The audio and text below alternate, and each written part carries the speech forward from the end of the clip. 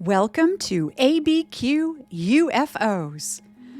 Today, I, Birdie Jaworski, am going to talk about my new method of remote viewing. It's called TransDimensional Mapping.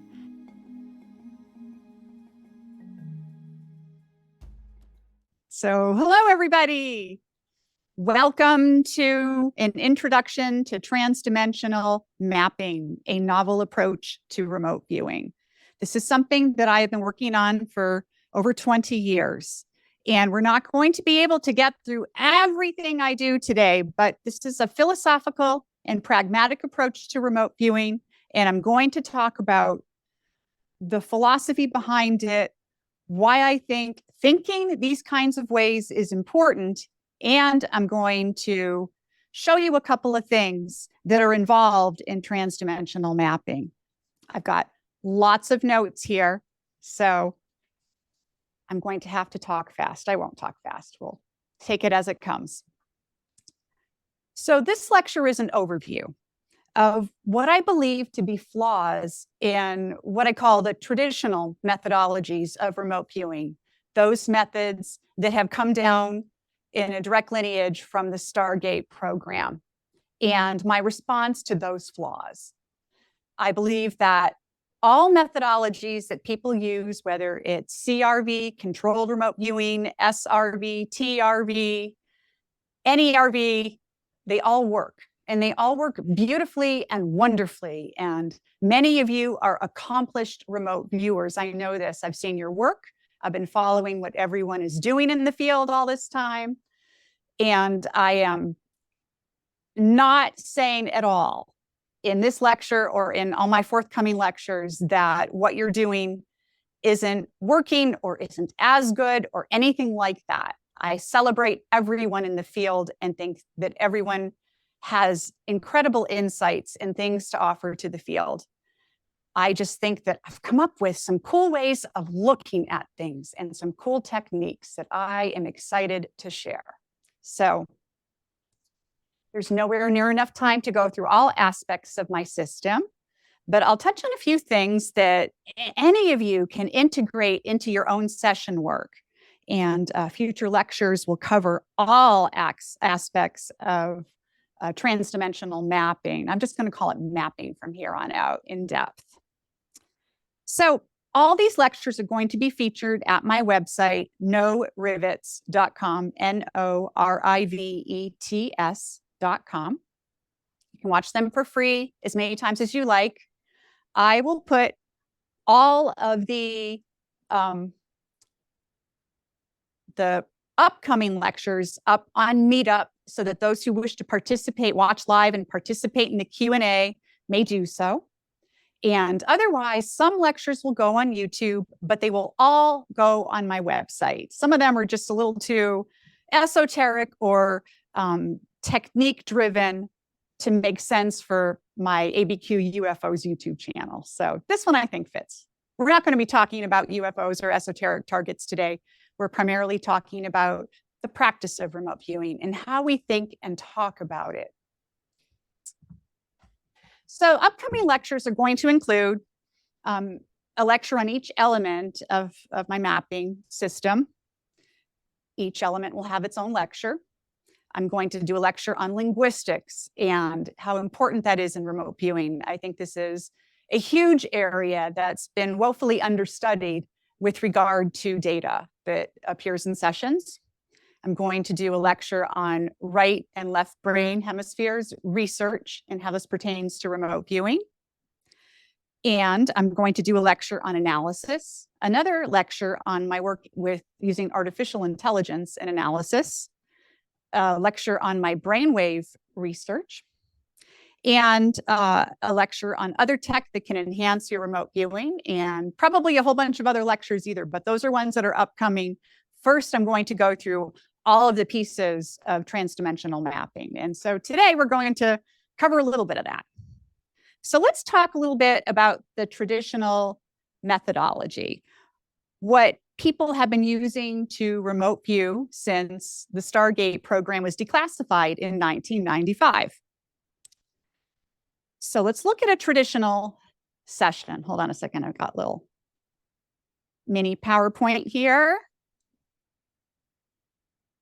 Let's see if I can share screen. Okay, can you guys see that? Good. Okay, so transdimensional mapping. But we're going to start by looking at a standard remote viewing session like many of you have done. And this session, we're looking at just some random pages. This is a session I did. Check out the date, 14th of October, 1996. Guys, that was 28 years ago. I've been doing this a long time. This was back at Farsight when I was vice president. And so the first page of a session, and the reason I'm going through this is because I want to talk about how traditional remote viewing works and why I've switched things around, but also to introduce remote viewing generally to anyone in the audience who doesn't even know what it is. Remote viewing is a process by which you use surely the power of your own consciousness to travel anywhere, anytime, any place. You can look at events or objects in the past. You can look at anything happening around today. You can look at things in the future. You can look at things on this planet. You can look at things off of this planet. There are no limits to what you can remote view. And so in the military, they train soldiers to become psychic spies. It's a very long and convoluted story, of which many people have written and done YouTubes about. I highly recommend, if you're interested in the history, to search out some of that stuff. There's some great stories, incredible sessions that some of these military remote viewers have done and continue to do to this day. So if you look on the left here, that's the first page of a session done at Farsight, what they were calling SRV, scientific remote viewing. But honestly, it's the same thing as CRV, the same thing as Ed Dame's TRV, and essentially the same thing that I worked on after post-Farsight at TransDimensional Systems, TDRV, just with some, name nomenclature changes and a little, different orders, maybe focusing on different things. But generally, the first page of a session looks like what's on the left here, where you have your coordinate numbers. Originally, in the Stargate program, the numbers referred to literal latitude and longitude coordinates. But then it was discovered that random numbers worked just the same. The random numbers would be associated with the target, and the target could be anything, anytime, any place. And what the remote viewer would do, like I did 28 years ago, I would write down those numbers. I didn't know what the target was, and I would let my hand do an automatic scribble without thinking. That scribble is called an ideogram. And an ideogram is a simplistic drawing that illustrates something interesting about the target. If I asked all of you right now, in this blink of an eye, to draw water, boom, every single one of you would have drawn a wavy line, without exception. We have this internal understanding of the world around us, and we're able to relay that through remote viewing. So in this session that I did a very long time ago, in SRV, you would do 3 sets of ideograms. And, each of the different kinds of RV, you might do 1 and then work on something else, or you might do 3 in a row. There's a variety. And then you would describe the line, and then you would probe the line, meaning poke your pen into the paper, into that line, to feel and get a sense of whether it was hard or soft, whether it was natural or artificial, whether it had any sense of color or shape. And you would write those brief impressions down very quickly. And then if you look at the page on the right, then this is another page in the session where you would start describing sounds, textures, temperatures, visuals, tastes, smells. And you'll notice off on the right, there's a little, it's the word field, D-field. In SRV, a D stands for deduction.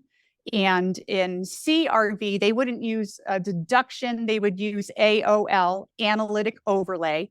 same exact thing, just meaning that your mind came up with the conclusion and the purpose of writing it off to the side was to get that conclusion out of your mind. So this is how it was done in traditional remote viewing. So let's move on. And then you would do a sketch. After you've gone through your ideograms and your sensory type data, you would draw a sketch. And in this particular session, I drew what I deducted was a spaceship. I thought it was a spaceship. And because to me, it looked like a spaceship, felt like a spaceship. It actually ended up being a spaceship because at first sight, we sure did a lot of esoteric targets. So you would draw a whole sketch. You'd keep your hand moving. You would try not to think about what you were drawing. You would let your hand do what it was going to do. You could add shading. You could go back to it. You could probe it to get more information. But every remote viewing session done in a traditional manner includes a sketch. And then you would move on to what they would call stage 4 in CRV, phase 4 in SRV. I mean, everybody has their own name for it, but they call this page the matrix. And most of these traditional models of remote viewing employ what they call a matrix. There is a set of headings across the top, and each of those initials stands for a type of data that you might receive, a piece of data from the target. S would be sensory data, M would be magnitudes, VF stood for viewer feelings. So if you were having your own reaction to the target, you would write your feelings down there. Physicals, energy, in Farsight's terminology was subspace, that's your aliens and stuff like that. So the matrix, you would go through, you'd probe each column with your pen, press your pen into the paper, and you'd write down quick impressions. If you didn't get an impression, you just move on. You keep going through, and you would do pages of these. And every once in a while, you would get a more concrete impression, a more full impression of what was happening there. And here I wrote, someone is working and concentrating because they have something to do. So that was an impression that I got. And so this is essentially the essence of a remote viewing session as done with one of the methodologies that are out there that many of you have learned and that people are learning today. These methods absolutely work. You can have incredible sessions.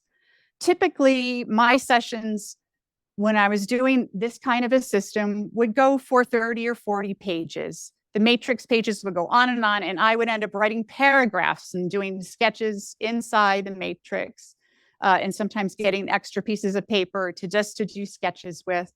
And by the end of a session, which would take anywhere from 45 minutes to an hour and a half, then you have a fairly full picture of what's happening at the target or what the target is. You may not be able to name it because it might be something outside of your understanding, but you would have a rich description with many different small pieces of data that come together to become a whole. And every once in a while, when you would do a session, you would have an amazing, amazing experience where the room would just melt away and you would feel at one with the target, and you would be able to see it either with your eyes closed or just in your mind's eye. You would know everything that's there, and you would have this incredible richness of data. People call that bilocation, and most experienced remote viewers have had that experience on multiple occasions. New remote viewers, maybe not. It kind of depends on the target and how connected they feel to it. So that's kind of your traditional remote viewing. And I'm going to stop the screen sharing. We'll come back to it in a little bit. So, okay. So, and when you think about a traditional session, it follows a linear progression. You start with very simple discarnate ideograms. You move on to simple low-level data, and you go deeper and deeper into the session and understand a little more and a little more and a little more about the target as you go. And but it does follow kind of a linear progression, even if it's not necessarily like a story from beginning to end, but you're getting a little bit more, a little bit more, a little bit more, getting a little bit deeper into it, perhaps, maybe popping out, going back deeper again. But you don't have a full on amazing experience every time. And in fact, most times, perhaps you don't have a full on feeling like you're completely there.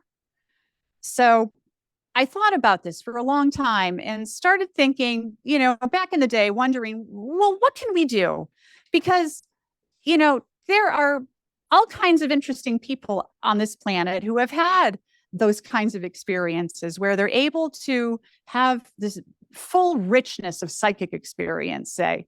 And I always felt that we have this ability. I mean, obviously we do. I've trained thousands of people across the world, and I hadn't had a psychic brick in any of them. Everyone was able to learn this kind of methodology and have amazing sessions and feel that they hit the target.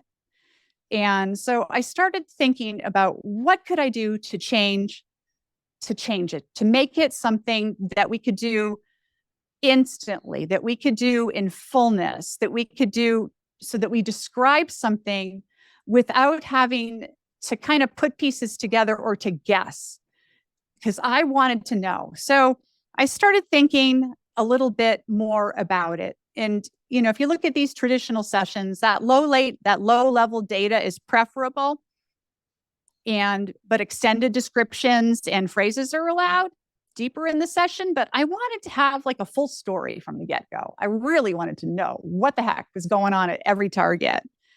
And, and also in all of these methodologies, there's options to explore any piece of data by probing and learning more about it. So that's one way to go deeper, just using this traditional methodology, is if you have a sketch, you can probe the sketch, get more data out of the sketch. You can probe any word that you've produced or any phrase you've produced and get more data out of that. So you can go deeper, but it's still, you're getting these little disparate pieces of data, not a whole, a big, huge whole. And I wanted a whole. So, and the other thing that kind of bothered me with these systems is that you're sitting at a table and you're using your noggin and you're using a pen and your writing hand.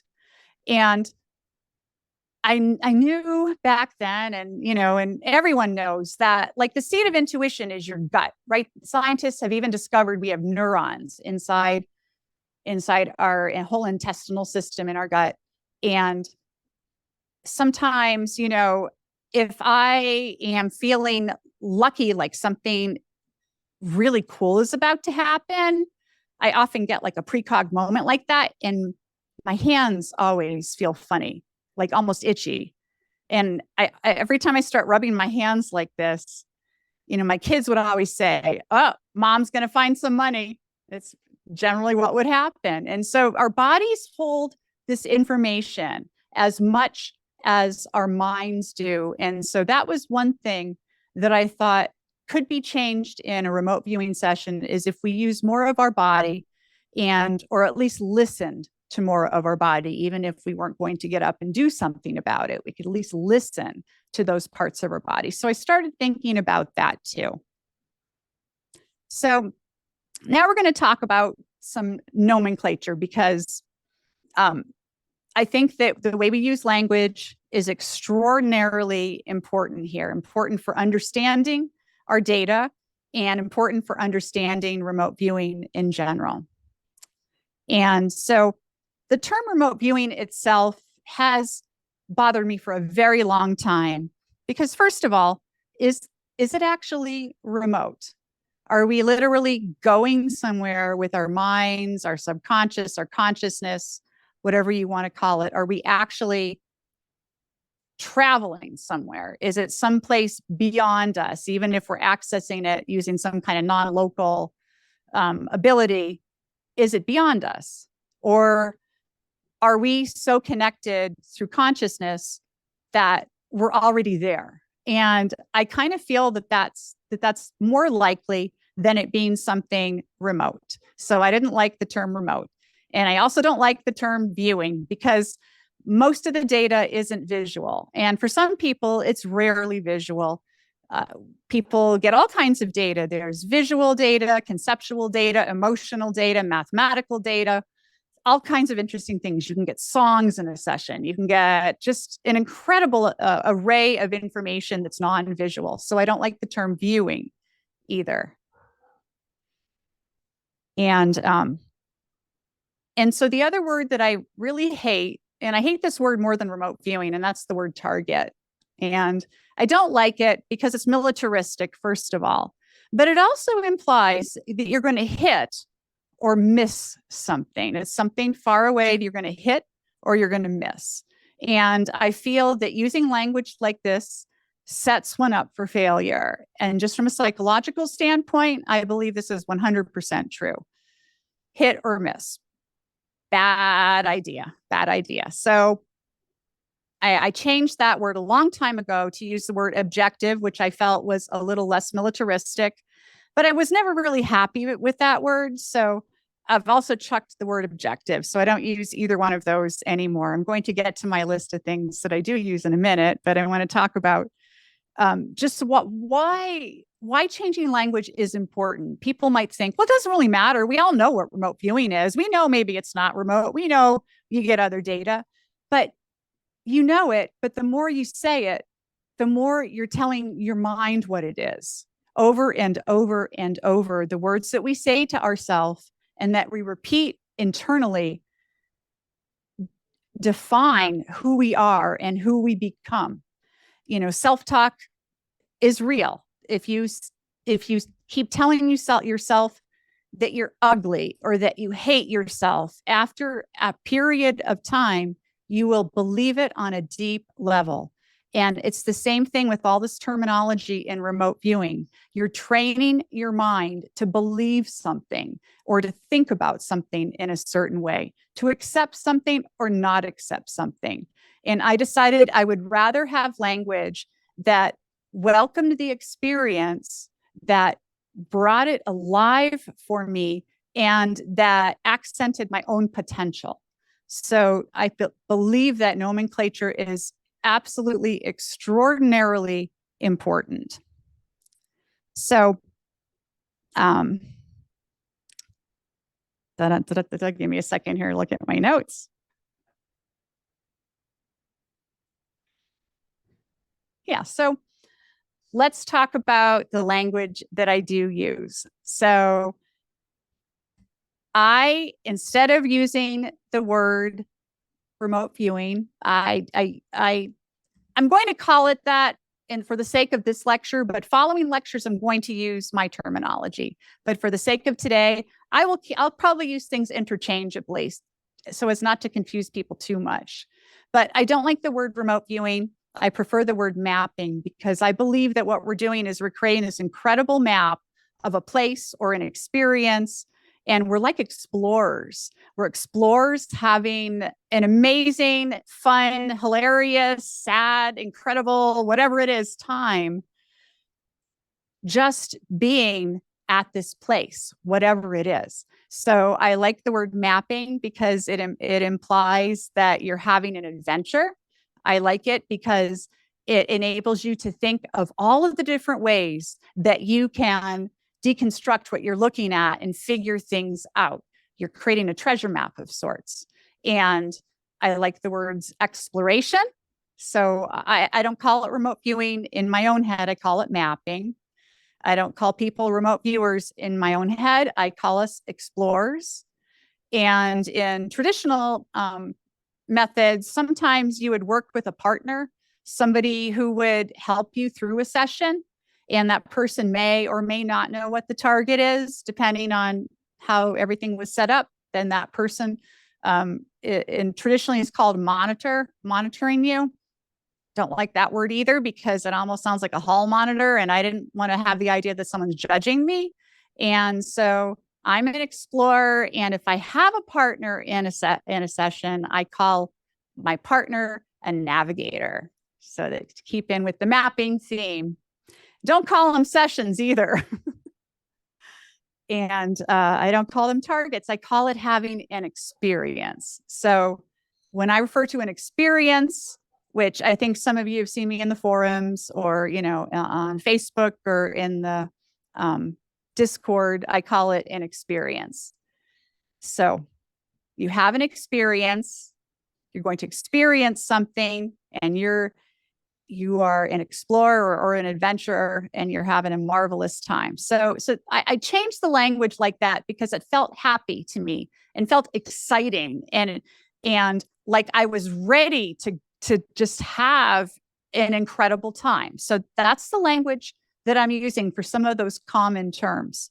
Other term that I don't use anymore is the term coordinates or tag. I would call it a tag back at TDS. And I call that a key now. And I don't use numbers anymore either. I have each viewer, adventurer, explorer, I have them come up with a symbol that means something to themselves, something that's personal, deeply personal, easy to draw. You can draw in a second or two, and we begin our experience. Instead of with a number tag or number coordinates, they start with their own symbol. And this is a signal to your mind, to each individual person's mind, that they're unlocking their mind, and they're going to have this incredible experience. And it really, really works, just training your mind to think in these kinds of ways. So when you think about remote viewing and just from the traditional methodology, and I know I've harped on this, and I used to harp on it back in the day too, many years ago, but I'm still harping on it, and even worse, I'm kind of a nag, but you get what you get. Every piece of data in a remote viewing session is absolutely relevant. Full stop, no question. When we're trying to figure out something in our regular waking life, whether it's a puzzle of some sort or a mystery or just trying to figure out why something went wrong with our car or why the dog is being a goober, we don't make things up when we're trying to figure things out. We simply do not. Our brains do not work that way. We may reach for comparisons. We may reach for analogies to try to describe what it is we're trying to figure out. And it's the same in remote viewing. It doesn't make sense to me that in the middle of a session, when you're just desperately trying to put down data, that all of a sudden you would make something up because something popped in your head. No, that is your mind telling you something, sending you a message, waving a flag, saying, come on, it's like this. It's like this. And so in traditional methods where you have an AOL, an analytic overlay, or a deduction, those kinds of conclusions that you make, I consider those to be extraordinarily valid data. And it becomes a puzzle for the person doing the viewing, the viewer, explorer, adventurer, to deconstruct what that is. So I don't use AOLs or deductions or anything else. I think everything is completely relevant. And what I have people do after a session, and I make them do it every single session in training. And I encourage anyone out there who's listening, who's a remote viewer, who really wants to take it to the next level. Here's an easy thing you can do. Take every single session that you have ever done, that you still have, or just start today. And every session you do going forward, take every single piece of data and deconstruct it. Go through the first page, the second page, even if it's 40 pages long, and think about every single piece of data. And you think, why did I put this down? Why did I put this down? Because sometimes, I've heard all kinds of remote viewers and the military guys say, well, this was good. That was a hit here. This was a hit, but I don't know why she wrote red. When it was green. And so that's wrong. Well, no, it's right. It's just, you just have to know the mind of the viewer, because we can only relate things that we understand through our own experience, through our own cultural background, our upbringing, our religion or sense of spirituality, through everything we've ever read, everything we've ever watched on TV. It's amazing how much crap is in our minds and how much our minds are trying to relay during a session. So if I wrote down the word red, but the object I was viewing wasn't red, I might have written red down because there's something about it that was red. Maybe there was something angry about it. You know, red is a word that's associated with many other things. It's associated with stop signs. It's associated with anger. So you need to go through and deconstruct every single piece of data and try to figure out, in the act of doing this, it's not to make you feel good about your work. It's to make you develop a new language between that part of you that has that direct access to consciousness, your subconscious, whatever you want to call it, your inner mind. There are many words for it, and scientifically nobody still knows what it is, but whatever that part of you is that's giving you this information, you're developing a new core language with all of this information. And so that's what deconstruction allows you to do. So the next time that you do a remote viewing session and you're thinking of the color red, then you'll realize, oh, the last time I wrote that was because there was something angry, or maybe there was something hot about it. There's, take any word, take any concept, take any metaphor, any analogy. They mean something to you personally, and discovering what that is to you personally is going to open up an incredible depth to that language between your inner mind and your waking mind. So deconstruction is an absolutely essential habit for all remote viewers, regardless of what methodology you're using. Let me get a sip of water here. Okay, so every piece of data is absolutely real. That is an essential part of my system. And it kind of has been for over 20 years. And I believe it 100% with all my heart. I have done this so many times. I can't even tell you how many sessions that I've deconstructed. And now when I do a session, have an experience, as I would say, what I produce is a little more, I'll say, relevant to people who aren't me, because I have developed that language. So I know what my inner mind, my subconscious, my access to the consciousness field, whatever it is, that part of me and my waking part of me are super tight now. And I know how to relay a better story about the experience. Because to me, it is like building a story and telling a story. So let's move on now to the whole linear progression in a session versus a more layered approach. So in a traditional session, you go through that progression that I discussed, data collection from the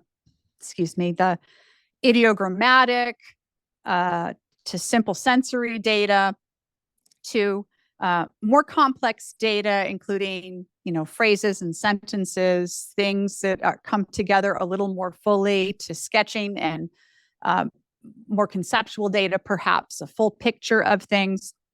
Sketches add depth and meaning, and even in CRV, there are stages beyond the matrix where you can make 3D models, or you can do other things within the boundaries of a session to produce more data, which I think is healthy. But still, it's still a linear progression, and it doesn't allow you to necessarily see the relationships between things and to build a more full picture of what's going on at your target. So we all have strengths in remote viewing.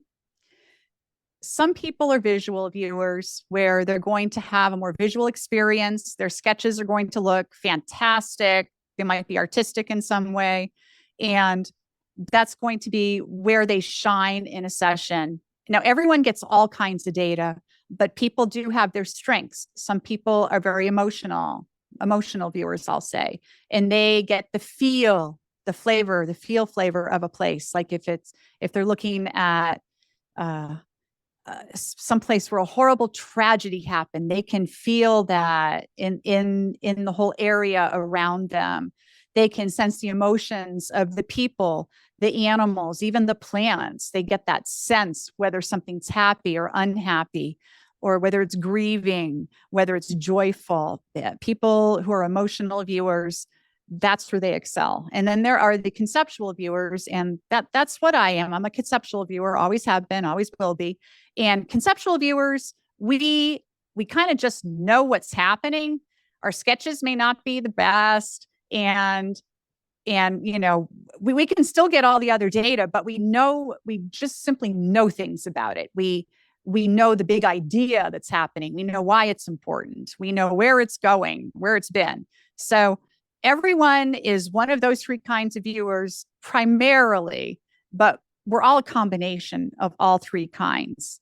And when you go through that linear progression through a session, like I mentioned, if you're one of those kinds of viewers or the other, your data is going to reflect that as you go through the session. Yes, as you go deeper into the session, you'll pick up more fullness of data, but you won't necessarily get all the concepts or all the emotions if you're a visual viewer, or you won't get the mathematical data, or which is conceptual data, or what have you, when I believe everyone's capable of getting so much more. So I thought about, I don't like the linear progression. What can I do to create a more layered approach? And so this is kind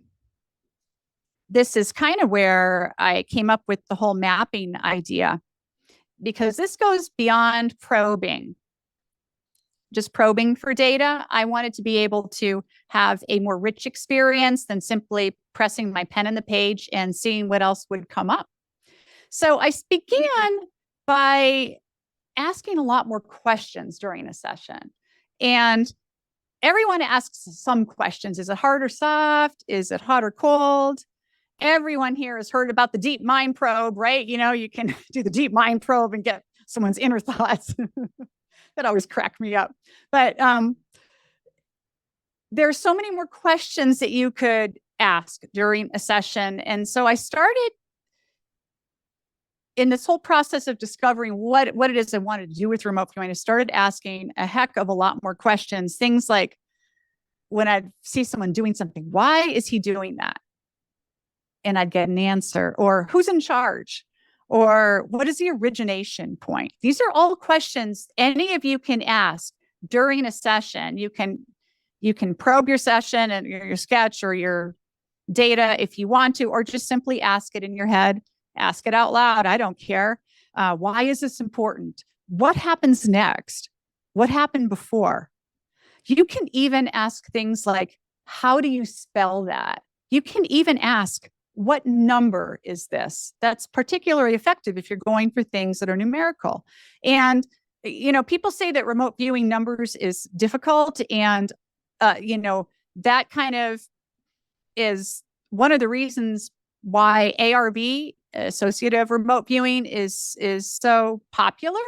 ARV is when you give your mind a choice. You say, if the answer is X, you will view a banana. And if it's not X, you're going to view a sailboat, right? So if you view the banana, then it is X. And if you view the sailboat, then it isn't. And, but you can be way more direct in a session than that. ARV absolutely, no question, works. I've used it many a time in the past. I don't use it anymore because I feel that it's a mind game. It's a trick for viewers. And I think that it sets you up on a subconscious level. Ultimately, it doesn't assist. It doesn't set you up for failure. I was going to say that, but that's not true.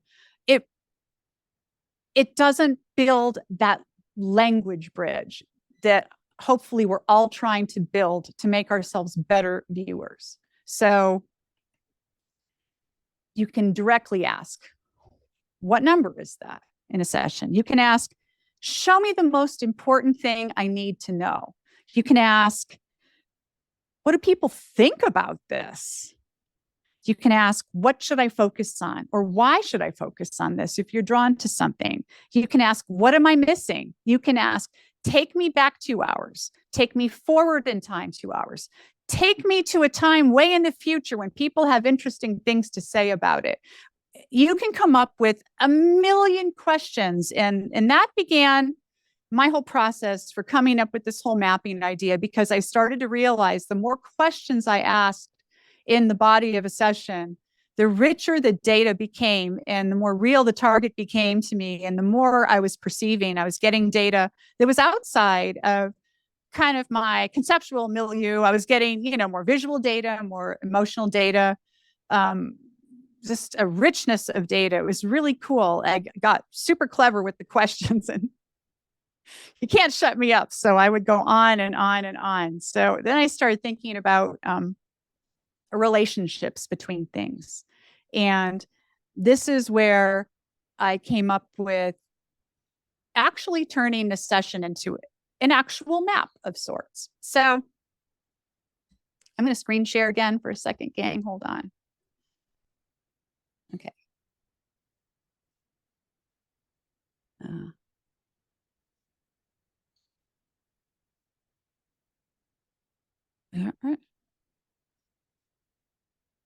Okay, there we go. So this is what we looked at before, the matrix. Oh, and here's my nomenclature. Instead of target, I use experience. Instead of session, I call it a map. Coordinates or tag is a key. The viewer is an explorer. Monitor is a navigator. Okay, so what I've started doing is I get these enormous pieces of paper. Guys, you can go to a restaurant supply and they're really cheap. They sell these huge boxes of enormous papers that go on tables like in cheap Italian restaurants, pizza places. And you can just grab one of those sheets. And that's what I use now in when I'm having an experience, when I'm doing a session. Okay. And so this is, I don't draw circles. This is just for illustrative purposes, but each huge page I put several maps on. One is a physical map, one's a conceptual map, and one is an emotional map. And then you can start drawing relationships. And so the physical map is like and it consists of sketches, language, whether it's phrases or words or sentences, snapshots of things, and I use colors too. I don't just use your regular rollerball remote viewing pen. I use crayons, I use markers. Sometimes I use chalk. I've used finger paints before just to try it out. And so I will start working on whatever map I feel is most relevant to the target. And I start working on it. And then I start working on the other two. And then you can start drawing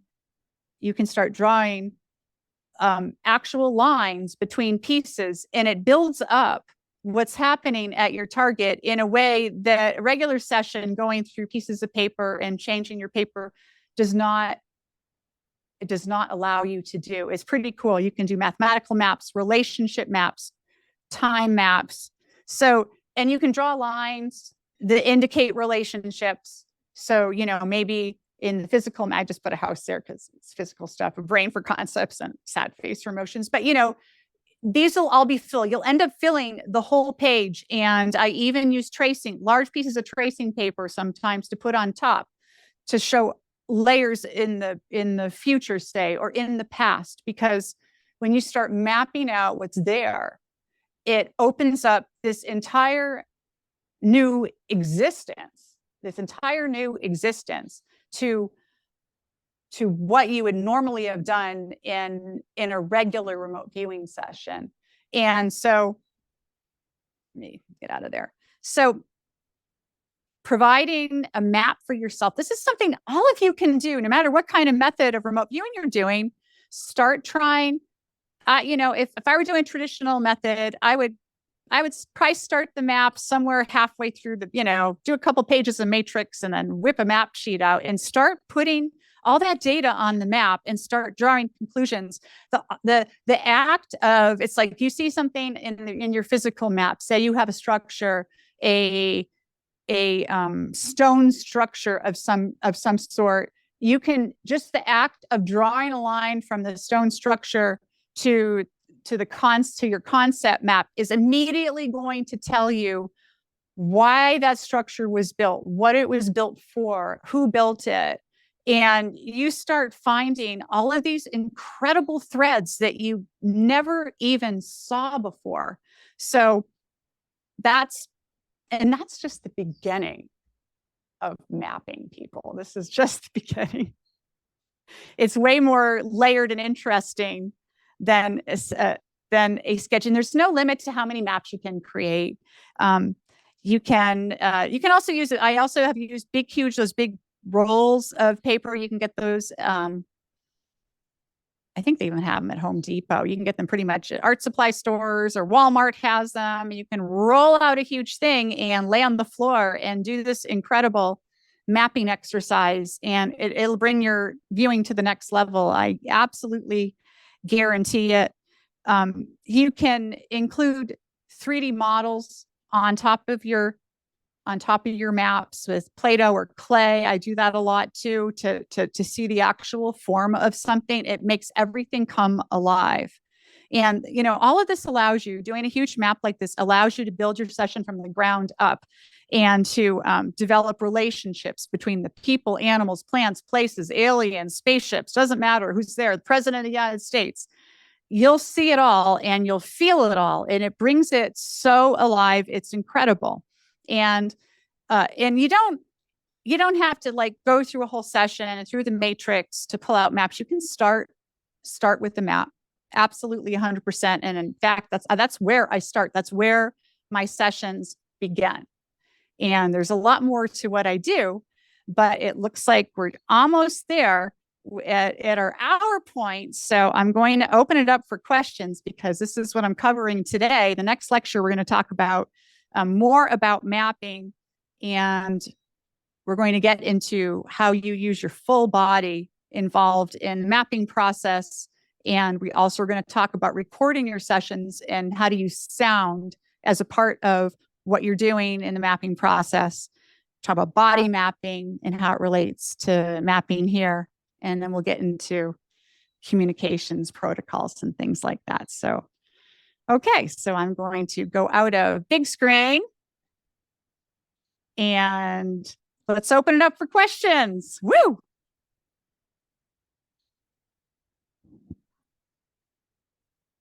Or did I put everyone to sleep? Got Jim first. Jim Webb. You want to unmute yourself there, Jim?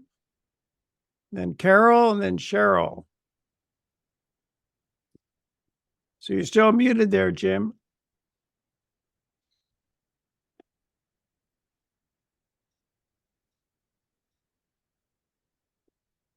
Still muted. How about Carol? Do you want to go, Carol?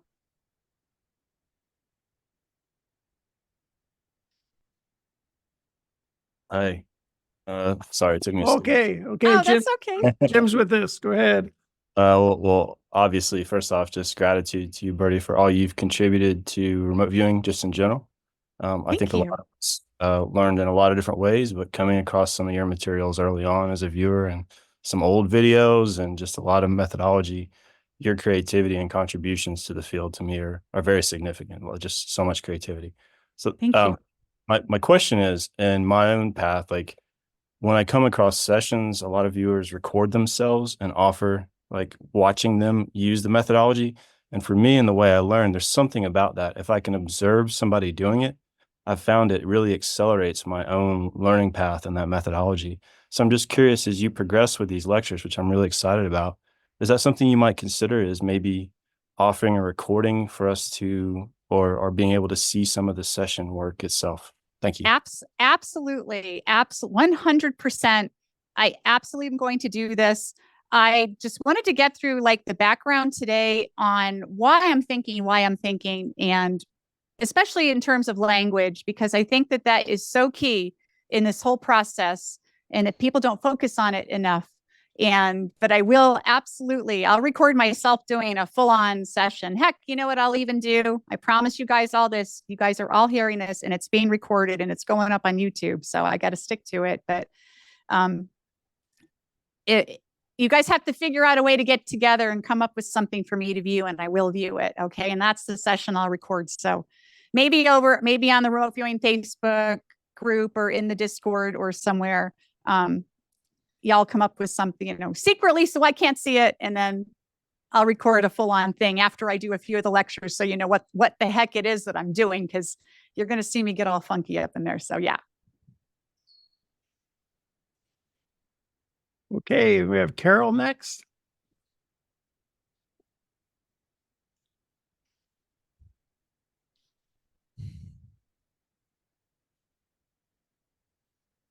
It's hard to unmute sometimes. Oh, we can't hear you, Carol. Here we go. Is this okay? All right. Yes. So, okay, a few years ago, I remote viewed, and this is part of the question. I remote viewed a missing person, a woman who was found in the snow, and she was murdered. Now, this is my question. How do I desensitize from this? Because it's like you resonate with the subject. Yes. Yeah. That's happened to me before. I mean, I've remote viewed plenty of dead body, and it can be very visceral, and you can remember things about, or to even have flashback memories about things like that. Because there's been some things that I've remote viewed that are pretty terrifying or horrifying, or scary in some way. And generally, what I do is I like to do a series of fun sessions. Sometimes if I'm working on a case, because I've done a lot of law enforcement work over the years, and if I'm working on a lot, and some of that stuff is very negative. And what I'll do is I'll take a break from it, and I'll spend a few weeks remote viewing, mapping, as I would say, things that are more uplifting to me, even if I'm doing them front loaded, maybe some spiritual questions. I will look at things I'm really curious about myself, like what kinds of past lives may I have had, if I've had past lives, or I tend to focus on things that make me feel uplifted. And I find that helps to desensitize me, because it's easy to get fixated on memories. You can also, meditation does help with that. And just taking a break from remote viewing in general can be super healthy. Take a week or two off, month off, and then get back to it. But I do find that the viewing uplifting things, really beautiful things, like the most beautiful place in the universe, or the most beautiful song that no one on earth has ever heard, or the most beautiful song as yet to be composed. You can like view things like that too, and it's amazing. So I hope that helps. Hey, so it's really nice to see you, Birdie. Been a fan of your work for quite some time. And I have a question. So I was born with something called CAPD. It's an auditory processing disorder. And I've noticed when I'm using like binaural beats and remote viewing sessions that I'm not able to like fully get into it. So I've tried the gateway tapes out. Is there anything that you recommend? Because I think in a previous lecture that I've watched of you mentioned that you had some kind of hearing loss, or I don't know your exact diagnosis, but is there anything that you use in particular in your sessions nowadays that helps boost your Yeah. Okay. for you? Yeah. So I have otosclerosis, which is a degenerative hearing disorder, and my inner ear bones and my left ear are mostly dissolved. So I've got like next to no hearing in that ear. But so yeah, I feel your hearing pain there. And the thing about the binaural beats will still work even if you can't hear them. But what I've been using, and I've been doing this for 9 years, like every single session, is I measure my brain waves using, I've got several different tools with which to do so. I've got one right here because I was doing a session earlier today. So this is a cheap, well, I say cheap. It's not that cheap. It's a couple $100, but compared to my other ones, it's cheap. It's called a Muse.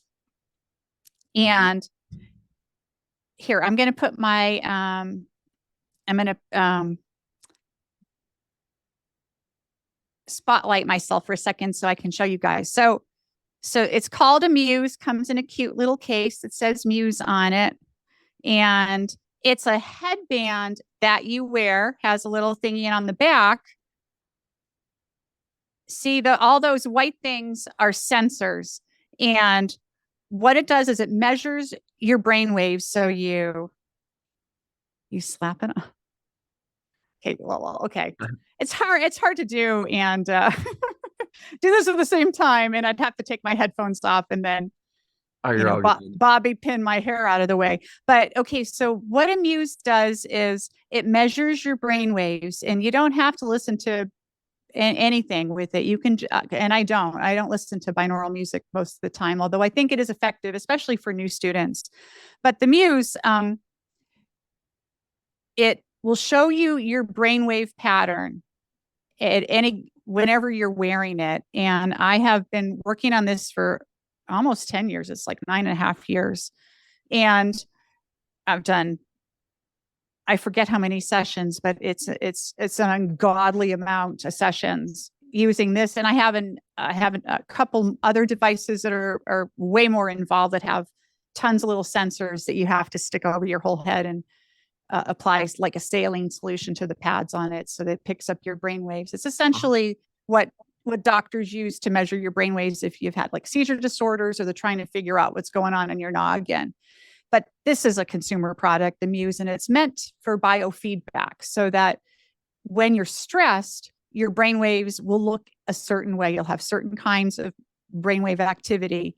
And the app that the Muse comes with, it doesn't show you your brain waves per se, but it'll tell you if you're stressed or if you're relaxed. But there's a third-party app called Mind Monitor that's wonderful. It costs $20, worth every penny, and it does show you it takes the raw data from your Muse and it shows you exactly your theta waves, your alpha waves, your beta waves, your gamma waves, and it will show you when you're in a session, when you're having an experience, doing remote viewing, mapping, whatever the heck, and you know that you're deep in it and you're getting wonderful, rich data, your brainwaves are going to look a particular way compared to when you're going for a walk down the street. It's very, very marked difference. And so over 9 years, I've been charting my brainwaves. I'm doing a big paper on this and I'm going to do a big lecture on this, and I'm going to hook myself up to my really freaky looking headset for you guys. And I'll show you, well, I'll have my brainwaves going live during the whole thing. Okay. So we can have a good laugh, but, you can use biofeedback because once you understand what your brainwaves look like when you are getting amazing data, you can train yourself to put yourself in that state instantly. And so I know how to get into it like that because I've been doing it for so long with the Muse. So I think, if you're really invested in remote viewing, get a Muse. It's around $200. So wait till Black Friday coming up in a few months because then they go on super sale. That's when I got mine. Well, and worth every freaking penny. If anything has brought me to higher levels in remote viewing, besides doing different techniques, it's been monitoring my brain waves. It's phenomenal. What you could, and I even know now from my brain waves, literally what I'm looking at. Like, I know if this is going to make you laugh, but if there's a horse in a session, I get literally a very specific brainwave. It's amazing. It's amazing. So just watching my brainwaves as I'm doing a session tells me so much about what is there at the target. It's incredible. So highly recommend it. I'm going to be doing a YouTube with Don de Courcelle about the brainwave stuff too. So I've been I'm filming ex- myself wearing my stuff for him. So I'm excited to see that. But Yeah. anyways, it's really good to see you, and I'm looking forward to anything new that you're be coming out with. So okay, thank you. Thank you. Okay, well, I had a couple of questions, but when the binaural beats thing came up, I should tell you that they are actually sometimes quite painful for me. I can't relax into them.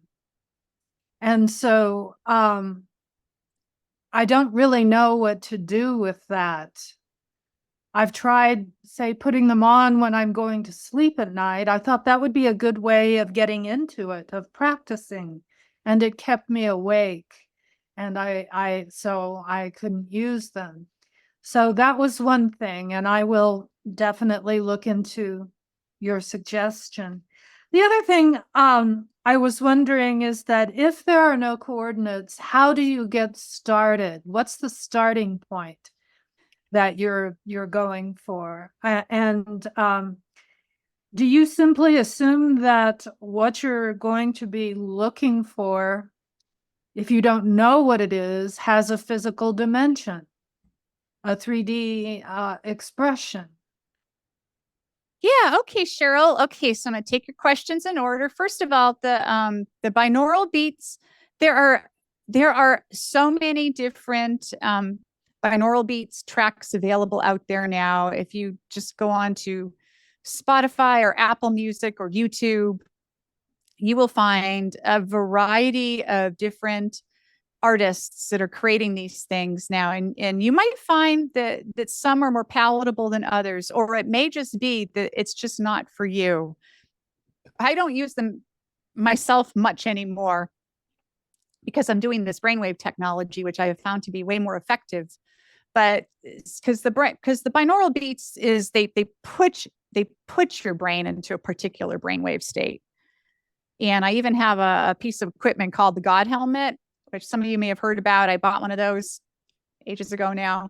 And that puts your brain into a particular brainwave pattern. And I didn't like that myself. I hated it. In fact, I ended up taking it apart and hacking it so that I could use it for my brainwave research. But so yeah, if it doesn't resonate, if it's painful, don't do it. Don't do it. Find something that works for you.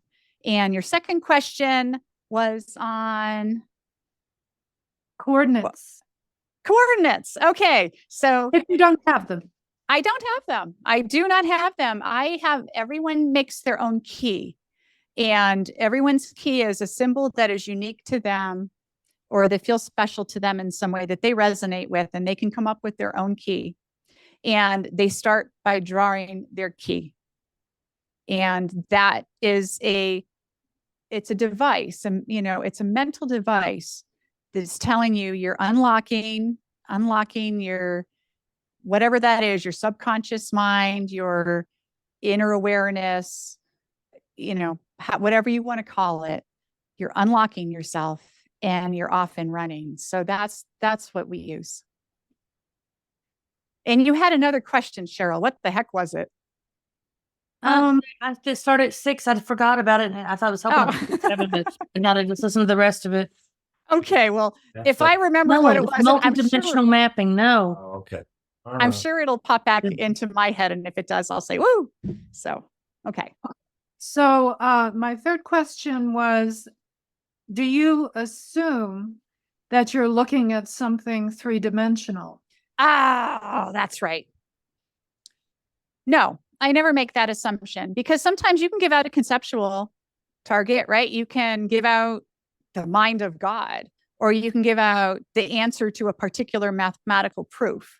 There are many, many, many different things that you can look at that have no physicality to them. However, even if you're doing a mapping situation, you're still going to express some things involving physicality, because there may be a component to it. So if you're doing a mathematical proof, for example, then you may end up in physicality map, drawing or writing or getting pieces of data that relate to a mathematician involved in this process. And then then you can get information from that mathematician that answers your more conceptual problems. So just because there's a lack of physicality doesn't mean you don't necessarily have that aspect of a map on your mapping page. You may or may not. It's up to you. And again, you don't draw circles like this. This was just an illustration. It ends up filling the entire paper, and the paper can have layers with other pieces of paper on top of it. So the next lecture I do is going to be strictly on just this part of mapping. And I'm going to show many, many, many examples of sessions that I've done with this. So you'll be able to see what that looks like. I just did this just for the sake of a conceptual illustration. But yeah, you can have, and I never assume anything about anything when I start something. I'm always just excited to have an adventure and to have a really cool experience. I used to be nervous at the beginning, like everybody is nervous about doing a session because I was afraid I'd be judged. I was afraid I wouldn't be good at it. I was afraid that it would be a creepy target. There's many, many, many, many fears, but now it's just another expression of something that's already a part of me, which is what I believe. I believe that we are all connected. We're connected to everything, every place at once. And so when you're having an experience, mapping it out, it's a celebration to me. It's always a celebration. It's always exciting. Thank you very much. You're welcome. Okay, so next is Sarah and then John. Thank you, Birdie. Much appreciated. Much love to see and hear more about the mapping. And I'm going with the question about mapping. 2 parts question. Is the mapping, the way you're describing, similar to the mind map or spider map that we use, say, in the corporate world to find solutions to things or new ideas? And the second part of the question is, trace paper, can we use architectural trace paper to roll over? And does the color, say, sticky notes, which are typically yellowish, and say the trace paper may be large yellowish color, will the yellow color affect the outcome or influence in some manner the outcome of the content that is being viewed? Okay, Sarah, those are great questions. Mind mapping is a thing out there used in the business world as a brainstorming technique. And I've done that. I've done that many a time. And this is in a weird way similar in that you are establishing relationships between things, and you probably are retrieving information from the same well that we do in remote viewing. So it's absolutely similar in some ways. This goes way deeper. The next lecture, you'll see how crazy these things get. They're really cool, and you can absolutely use architectural tracing paper. I use that, and I have used sticky notes, and I use a lot of colors. I think that the colors that you choose in this tells you something about the target. So if you decide, oh, I'm going to use green here, that's actually that part of your mind trying to tell you something. And then what you draw or you write with that green marker, there's a reason you chose the green marker or the green crayon. So there's so many intricacies here when you start putting all the pieces together. And I'll be talking about that in my AI analysis lecture. But it's really remarkable what you can come up with. Like in a corporate mind map, you will have circles like this. So it does look like this in this picture. But when you complete a mapping session or remote viewing session using this technique, it's literally the whole thing is covered, and there's all kinds of lines between things, and you might build things up with using 3D whatnot. I've used paper cups. I've used all kinds of crazy things. And this is just the beginning of these kinds of techniques, because it's like I was saying before, I do use my full body, and we'll get into that, start getting into that next lecture too. But yeah, I think that, all of these things come from the same well, whether we're brainstorming something or we're trying to figure something out. It's not like we turn the remote viewing on and off. It's just who we are. It's a part of us. And I think the more you do and the more you involve yourself in it, the more it just oozes out over your whole life. You just end up doing it all the time. I feel like I'm viewing all the time. And a third question that just came up because in the corporate world, say we used to do it in a group. Can remote viewing in such a mapping exercise be done as a group? 1, 2, 3, 10 people in the same room or so forth? Absolutely. You can do group sessions using these methods 100%, and they can be stunning. They can be stunning because somebody will say, oh, you'll see what somebody else has done, and you'll realize, oh, there's a connection between this and this. And then you're off and running, and then they're off and running because they recognize the connection that you recognize.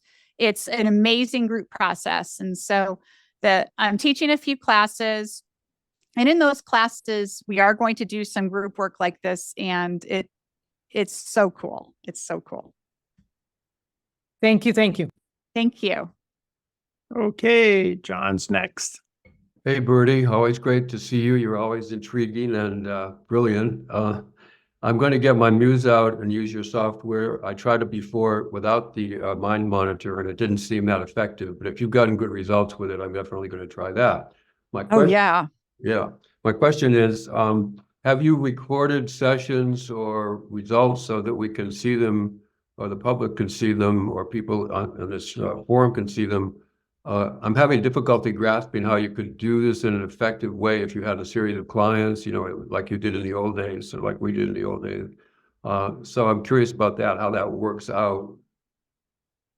Oh, yeah. When I get to the analysis lecture, you'll see how easily it works out. And there's multiple, this isn't the whole experience, the whole session. This is just one part of it. It's like this is where you start opening yourself up to it. And it goes on. It goes beyond this, and we'll get into that in the future. But you analyze it just like you would any other session. You still have your words and your phrases and your sentences and your big explosions of data, and you have your sketches, but you also have relationships drawn out, and you have timelines drawn out, and you actually end up with more data on one of these big maps than you do in 40 pages of matrix data, sincerely. And so I think that it's actually easier to analyze just from a strictly old school analyzing kind of a deal. Have you written up any reports that we can see based on this new method? Or will you be writing up reports like for a client that you give to a client? Oh, yeah. I've done a lot of client work using this method, and I'm gathering who I think are going to be my people for my operational group, because I do want to answer some big questions out there, and we will put some stuff up with regard to some of these big questions, and people will be able to see everything. But on the next lecture, when I go more into depth into this part of the mapping, and then what you do after this, I'll show lots of examples so you can see what it looks like. Okay, great. Thank you. Yeah, you're welcome. Thanks, John. Oh, yeah. And then John just inadvertently reminded me. So I should have mentioned this when I was talking about the muse and the brainwave analysis, is that the Mind Monitor is wonderful. Highly recommend. It'll do everything you need it to do. It's $20. And it's a lifetime subscription, so you don't have to keep repaying it every month or year or whatever. But I did end up writing my own software, several versions of it,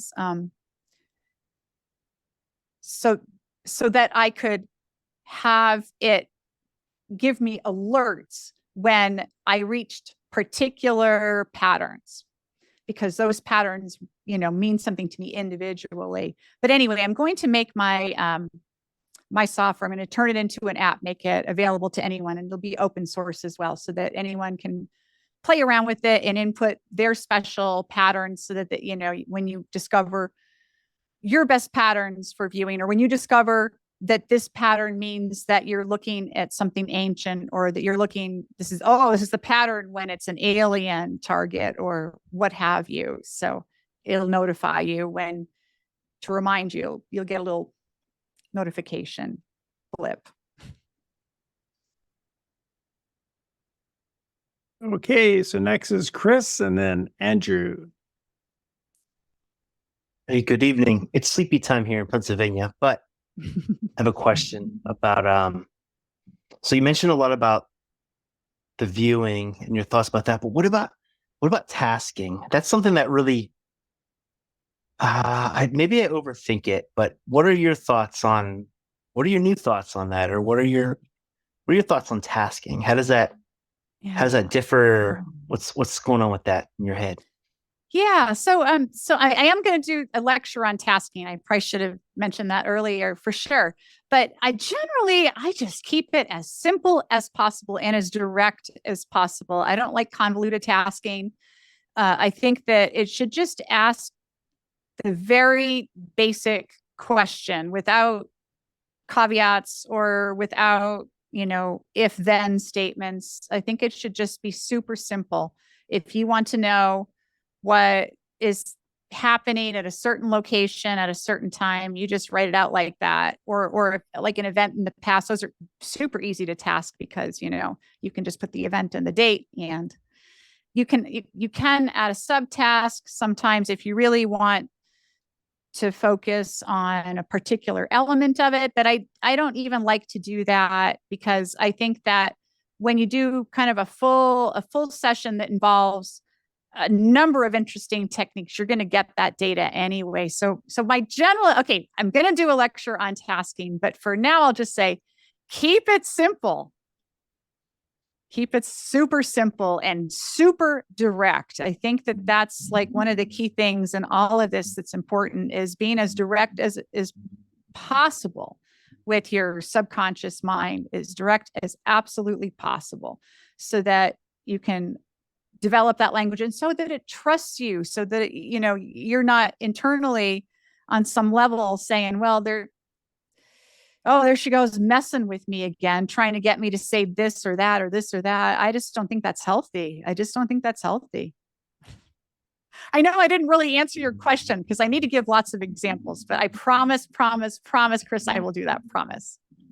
Okay. Yeah, cool. Yeah, it's a weird question, but yeah, if you got something special for tasking up ahead, so that'll be cool to listen to. Thank you. Thank you. Okay, next is Andrew.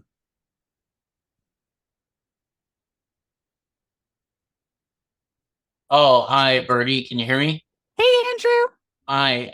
Thank you for doing this. Your muse, that's new to me. I never heard of it. I was hoping that maybe in the future you'd have a little bit more information on binaural beats, because that's something that's very effective for me. I guess some people get more out of it than others. My understanding is 1 megahertz goes into one ear of one frequency, a different megahertz in the other ear, and the brain responds by oscillating at the difference between the two. So it does force that particular state. And if you find that sweet spot where you're most effective, that's where that muse would come in.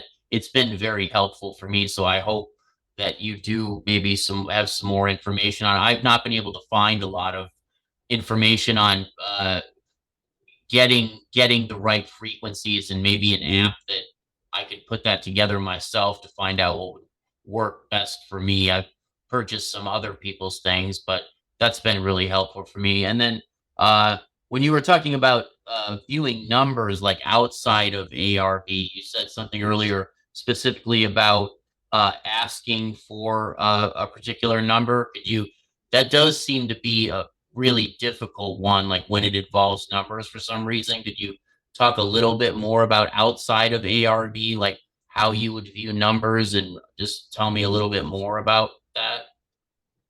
Yeah. Okay. So let me go back to your binaural beats. Yeah, I think they're great, and I've used them a lot in the past. But when I started doing the brainwave research, that took over, because I was able to train my brain to literally get into the exact brainwave pattern that I desired.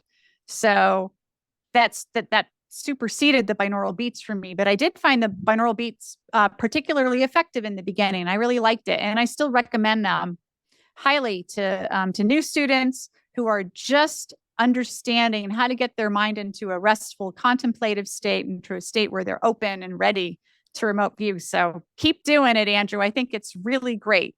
And So getting to the numbers, how to remote view numbers, there are,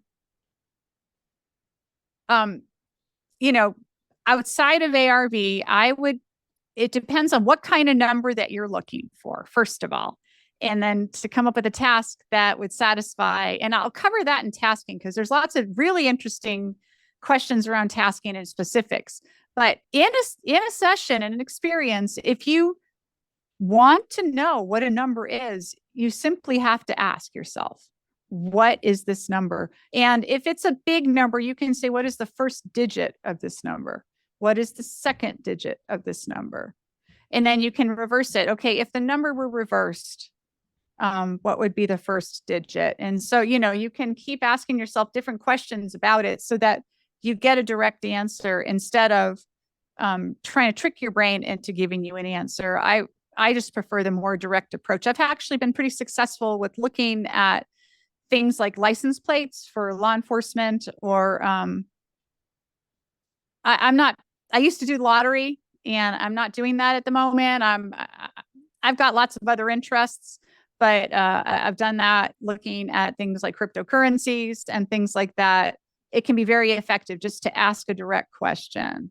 That's And the discipline you once spoke of associating each finger with a number and Yeah. kind of integrating that, over time. Have you found that to be something worthwhile to, integrate that over time and just register 1, 2, 3, and give yourself some time to really let your body take that in? Is that, do you think, a worthwhile discipline to continue? Is that something you ever still use? I think that is extremely effective, honestly, because, and when we get into all the body stuff, which is going to start coming out in the next lecture, yeah, your body has so much freaking information. It's amazing. And your hands are naturally the 10 digits of our numerical system, right? I mean, it's been that way since who knows when. So very effective to use your fingers in figuring out numbers. You can use your toes. It's really quite amazing how much information our bodies store, how much information our bodies want to give us if we just listen to it. So absolutely, Andrew. And that just intermittently throughout the day, here and there, just registering that consciously, 4, 0, just to let yourself, so that you could develop that communication. Is that how you do it? Is that you just, so you get used to that association over time? Is that how you do that? You just keep reminding yourself, this signifies this number? And yeah, it's all about training your whole subconscious mind how to talk to you, and so you're developing this language. And so the more that you practice any of these things, and then you tell yourself you did a good job, and then you go back and deconstruct your session and you realize what everything means, it's just building up that reservoir of ability to regurgitate a story that makes sense to anyone else who listens, not just you. So yeah, practice makes perfect. thank you again, Birdie. Thanks, Andrew. Okay, you've got Steve and then Jen. Do you want to turn on your camera? Hi, Steve. You can unmute yourself. You're still muted. Can you see me and hear me? No? There you are. Hey, Steve. Hi. My question is sort of not really. Unfortunately, I came in an hour late to this. I thought it was 6 o'clock. It's 5, so my apologies. I'm wondering, just on something slightly off from what you're talking about, still remote viewing. Can you comment on, I don't know if you've read this. Can you see the book? David Morehouse? Oh, sure. I read them all. So this is how I got interested in it. And I was thinking, and then I saw Brian's stuff up here in Vancouver about this, what you're talking about. And so I get connected to this. So I'm wondering if you can, I don't know, just have any comments about David Morehouse, the book, and that sort of thing, or reflections or what have you, or. Yeah, well, I've met David Morehouse before, and I've met all of the military remote viewers that were public. And I've been in the field for just about 30 years, just 6 months shy of 30 years or something. Wow. And yeah, it was one of the first civilian remote viewers. I didn't go over my background here for the sake of this conversation, but I guess maybe I should do that now for anyone who is new like that. So when the government declassified the Stargate program, which is in David Morehouse's book in 1995, that's when I found out about remote viewing. It was on the TV, on the nightly news. And I said to myself, I have got to learn that. It was became like my number one thing in my life I wanted to do. And I just happened to be living in Atlanta, Georgia at the time. And Dr. Courtney Brown was just starting the Farsight Institute, which is the first civilian school for remote viewing. And I bartered with him because he was charging $3,500 to learn remote viewing. And I did not have $3,500, but I'm a geek, and I bartered computer services, and I built the first website for the Farsight Institute, was trained there, and was good at it, and eventually became the vice president at Farsight. I left Farsight after a while to start my own company, TransDimensional Systems, which I ran for a few years, had a big operational group, and we worked on all kinds of projects from the mundane to the most esoteric. We worked for law enforcement, multiple jobs, and we looked at all kinds of questions out there. And after a while, I was harassed into kind of going underground. The government was harassing me very badly. And I left the field of remote viewing publicly, but I kept remote viewing. And everyone found me like a month ago. So because I was kind of underground all this time, doing stuff on my own. And then I started talking about it just within a UFO group and with Brian's UFO group. And then everyone found me again. And here I am talking about everything I'm working on. So yeah, I know all those military guys. They're all interesting people that have had amazing experiences. And I won't comment on any of them individually. I got a lot of stories, but I'm going to keep them to myself. Yeah, no, I understand. I was wondering, do you still have room for your October course? My October course is full, but I do have some spaces in my September class. And okay. Dates are on my website, norivets.com. Okay. A few spaces left.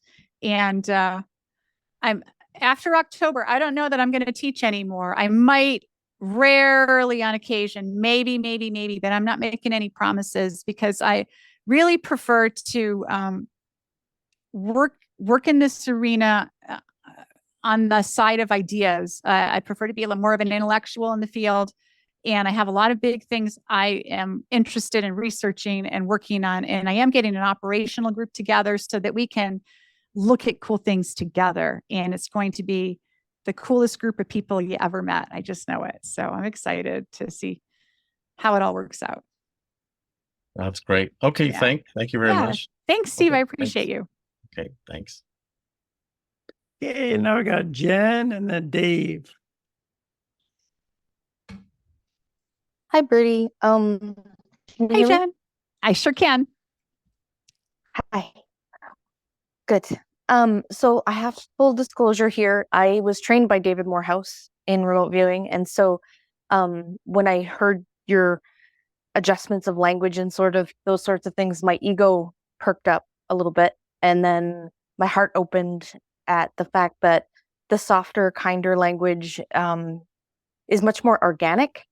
And I greatly appreciate that. But I had a question about structure because, you know, the military is very structured and very, you have to do it this way and it has to be this far from the margin and blah, blah, blah, blah, blah. And the way that you do your mapping, I love the big piece of paper because I hated the one piece of paper at a time. It just threw me off and it took me out of the zone. But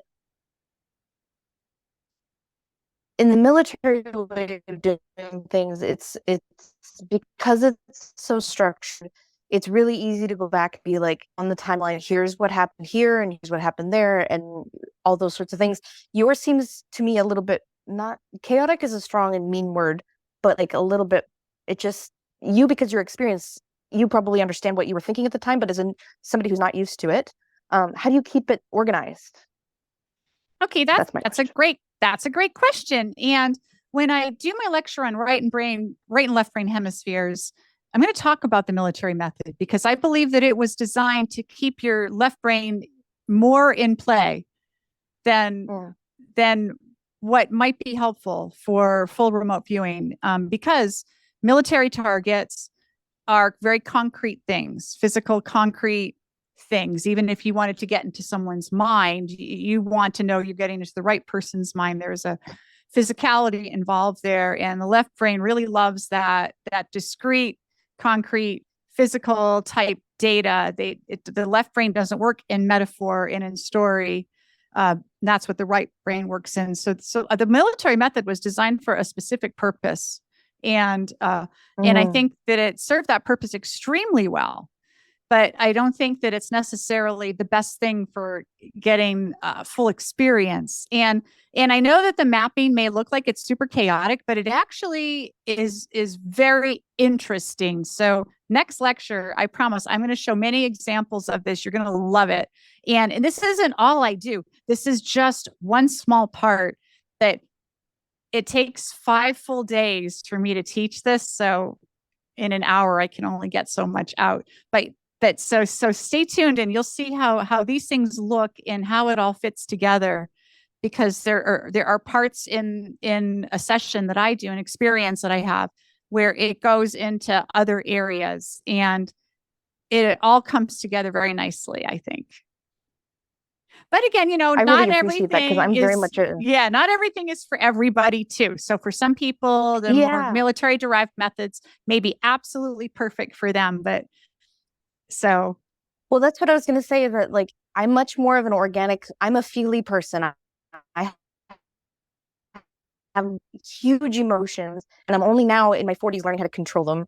So I feel like your method is going to feel much more safe and at ease and less stressful, because as much as I love David Morehouse, it's stressful. So I'm looking forward to this. Thank you very much. Thanks, Jen. I really appreciate you. Okay, thanks, Jen. Then Dave, you're on next. Okay. Hey, Birdie.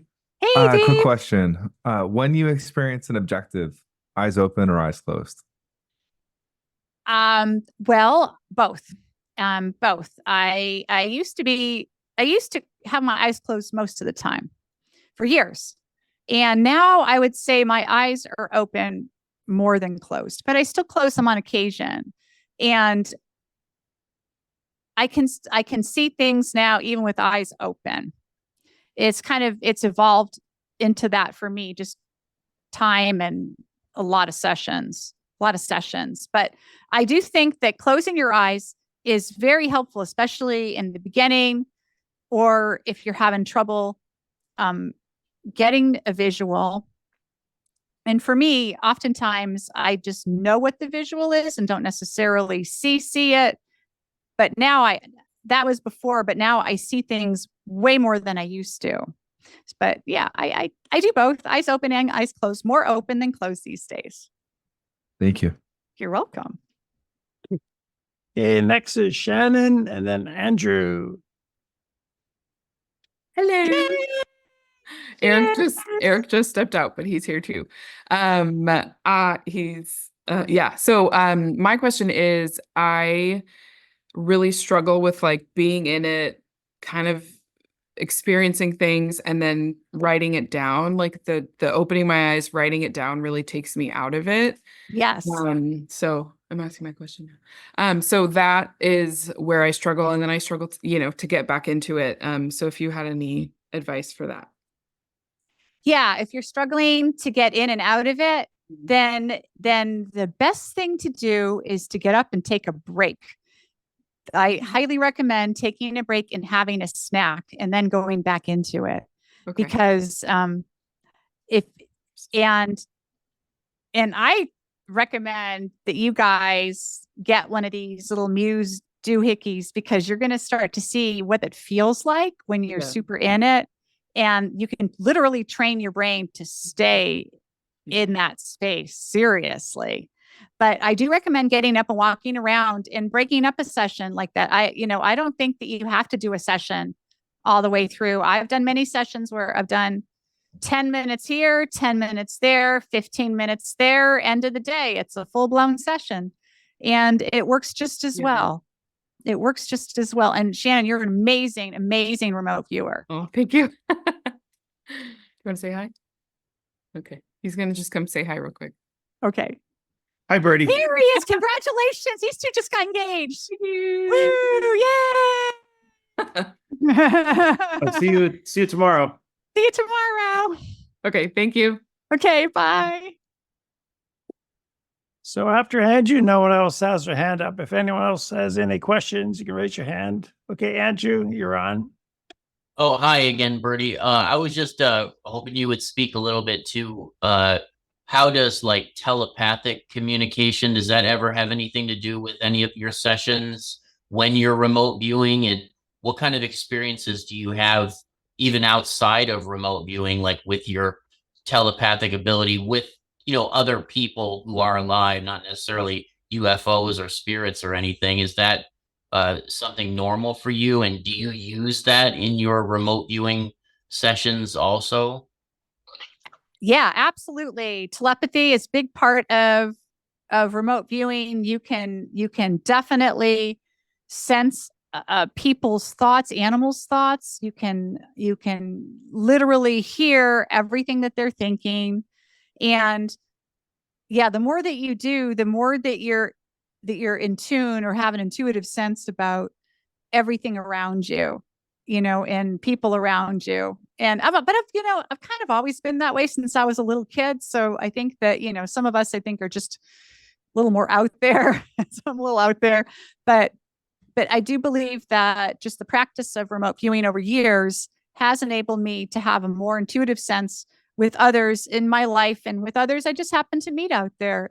You can get a sense of what they're feeling or what they're thinking. Sometimes I will hear things right in my head that someone was thinking, but usually I have to kind of put my attention on it to have that kind of reaction. Do you have a back and forth with them, almost like it's a conversation and it's just like a conversation with no sound? Well, in a session, absolutely. Many, many, many, many, many, many, many conversations over the years in sessions, like a zillion. But in real life, if I pick up someone's thoughts, it's generally because they're distressed and their thoughts are really in the forefront of their mind and they're heavy. Those are the easiest thoughts to pick up, I think. And if I do pick up someone's thoughts like this, I always just kind of try to send them love, because that person is hurting, whoever it is. And I just try to send them a packet of peace and love. I don't know if they receive it or not, but I try. And then what about like when you're doing some law enforcement work? Have you ever engaged one and had it go back and forth like that? Like maybe they didn't necessarily know that they were communicating with you on that level, but you were getting the information using, a telepathic communication? Yeah, absolutely. I mean, I've talked to dead people many times doing law enforcement work, that kind of a thing. And then also you can talk to, if you're looking for a criminal, you can get in their head.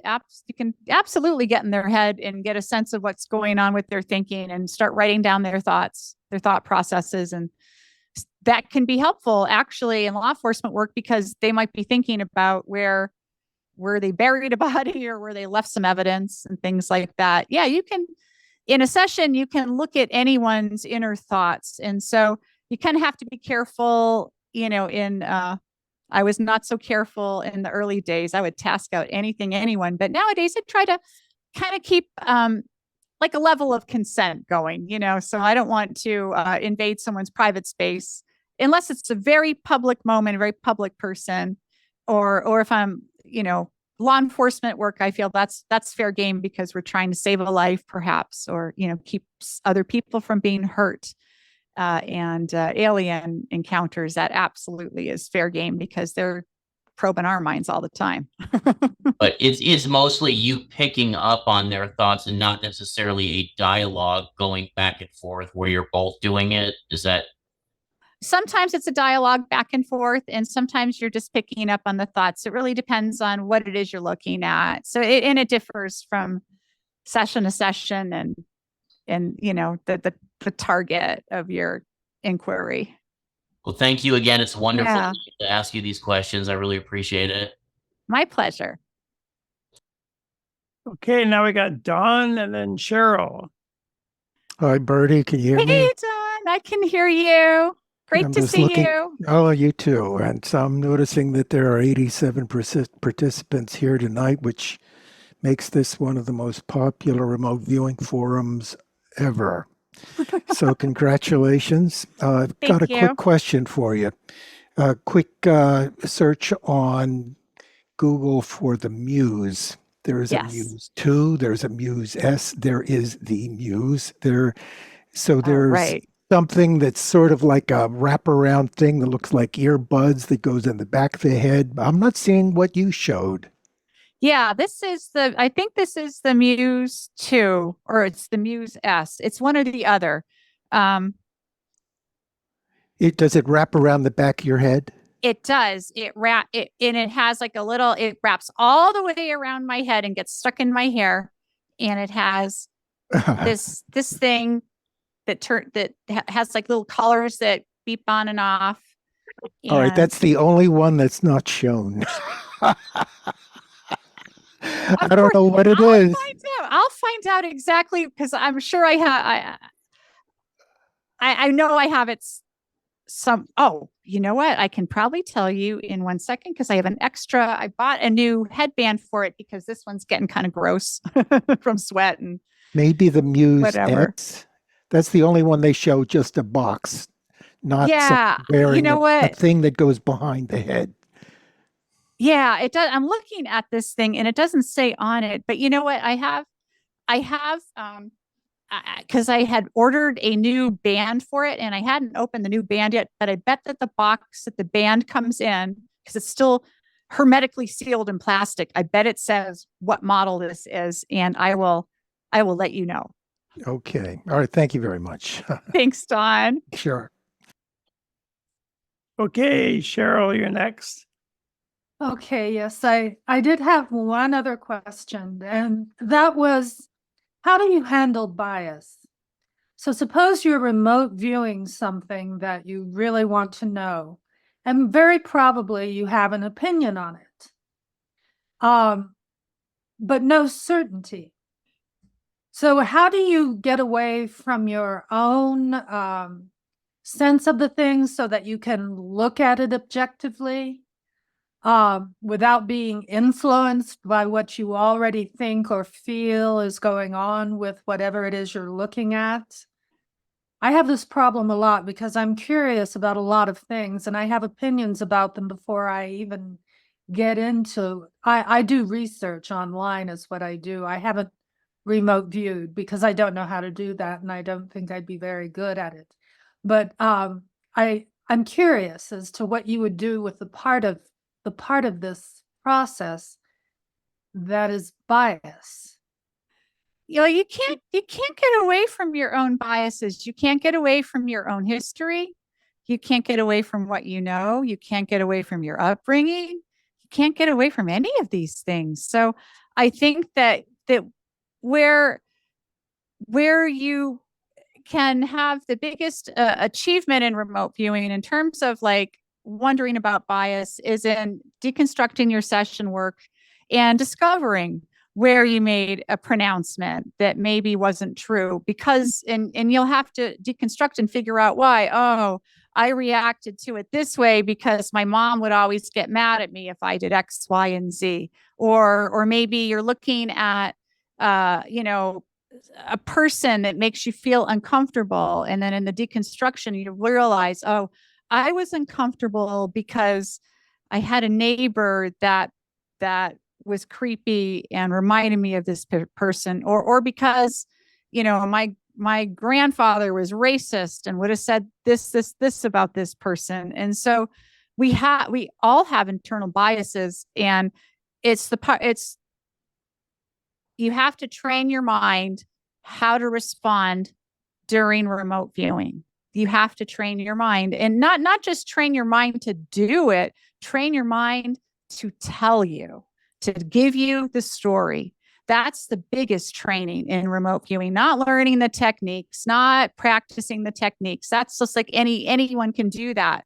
And anyone who becomes great because they learn that language between their subconscious mind and their waking mind. They develop a language and they learn how that language works. And that story that they tell, that becomes more beautiful each time. It becomes more interesting, more intricate, more beautiful, and more understandable to everyone else around them, because it's not coded anymore in your own personal mythology and in your biases and stuff. So I'm not sure they answered the question, but No, hope it's so. just, I think you were saying that it just takes practice. I mean, that's what it sounds like to me.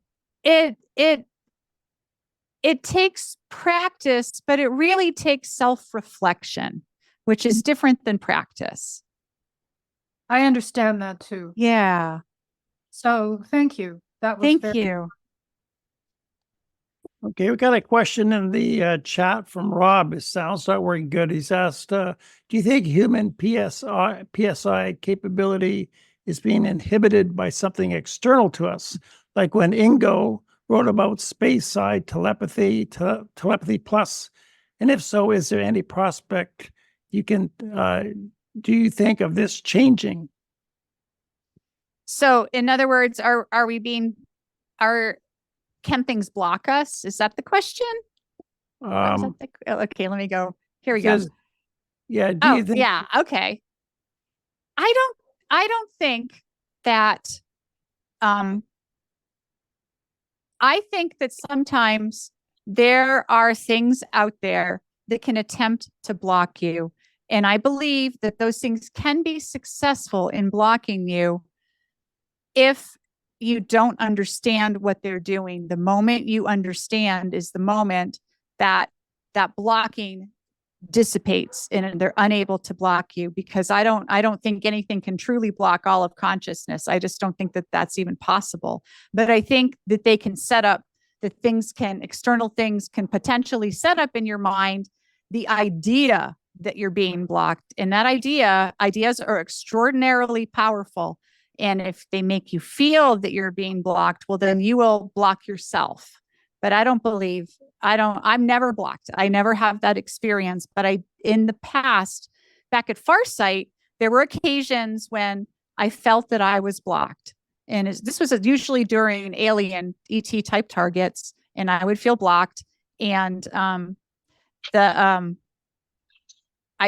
one day it hit me, oh, wait a minute, I don't have to put up with that baloney. And then it was gone. And that's kind of what I think. I don't have to put up with that baloney. That's kind of my little tagline when I feel that someone's trying to bother me when I'm doing something. Because yes, I know people have remote viewed me many a times. I know that there have been concerted efforts to remote view what I'm doing or where I am and these kinds of things. And I just say, hey, we're all in that consciousness field. Wherever I am, there you are. Okay, thanks. Yeah. And next we have a question from John and then Steve. Hi, Birdie. Thank you for your time today. Hi, John. Question. I wanted to ask you if you've come across anything in the recent years that would kind of give you an edge for remote viewing, such as like frankincense or mugwort. Have you come across mugwort tea? Have you come across anything else that might help a person to get in the mood, I would say, for remote viewing? Yeah, we used to use mugwort tea back at TDS back in the day. Some of us did. And I think that it actually does work. It does work. It does help put you in a, not an altered state, but does help put you in the right brainwave state, remarkably so. Also tastes dreadful, but I'm a purist now. All I use are my brainwaves and an assortment of colored pens and crayons. But I've used mugwort, and one thing that can be very effective is using scent, because our sense of smell is our sense that is most closely associated with our memory.